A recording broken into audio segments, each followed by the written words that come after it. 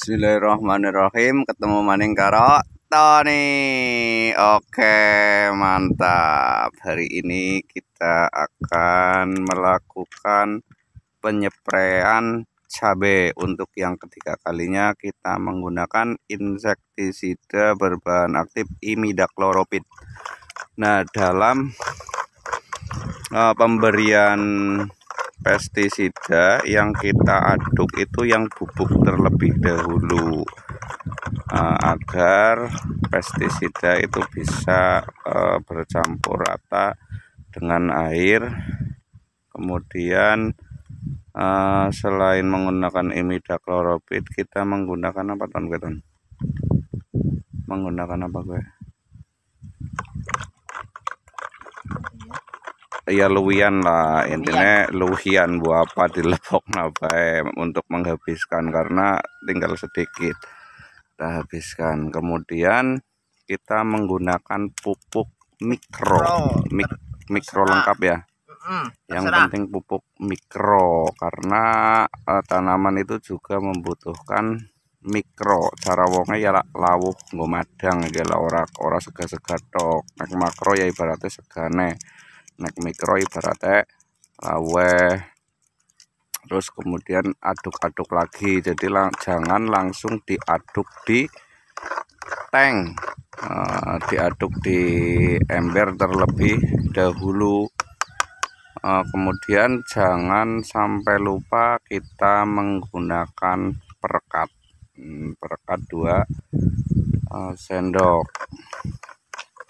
Itu nanti kita menggunakan pestisida atau insektisida berbahan aktif imidakloropid untuk membunuh kutu-kutuan. Ya sebenarnya mungkin kutu-kutuannya belum ada atau sudah ada tapi masih sedikit, akan tetapi dalam merawat tanaman cabai kita sedini mungkin melakukan pencegahan agar lebih baik mencegah daripada mengobati. Nah, begitu kurang lebih. Jadi dalam berbudidaya tanaman cabai kita itu sebaiknya mencegah, tidak mengobati. Itu pun nantinya tetap akan terserang, cuma ketika sudah melakukan pencegahan terlebih dahulu, nantinya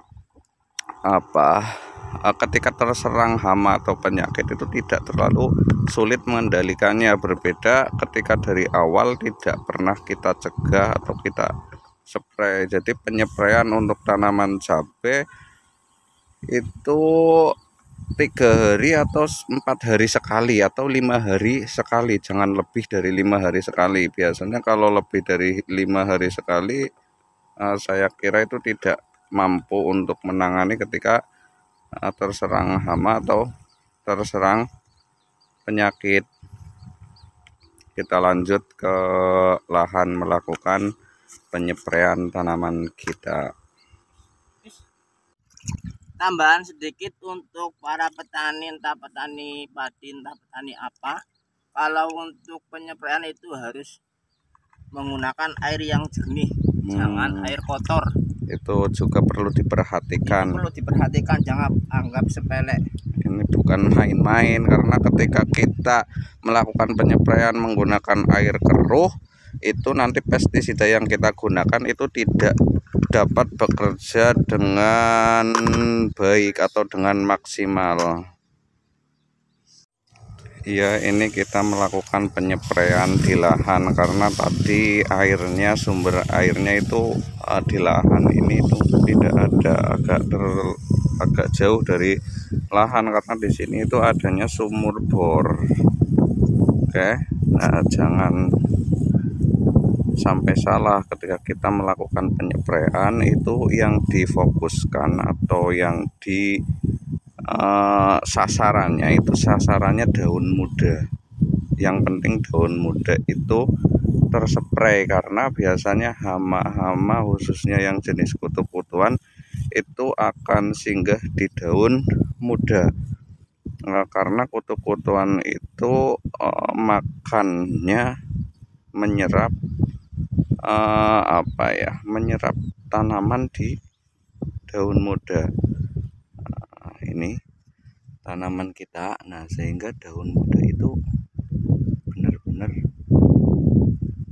baik. Ini lihat, ini yang masih kuning, nanti ini akan berubah menjadi hijau perlahan. Ini juga kuning akan menjadi hijau perlahan-lahan. Kalau yang sudah benar-benar hijau, ini contohnya sudah benar-benar hijau, sudah mulus. Jadi untuk petani pemula itu biasanya kurang tahu atau tidak tahu bahwasanya hama kutu-kutuan itu singgahnya di daun muda, biasanya kurang kontrol.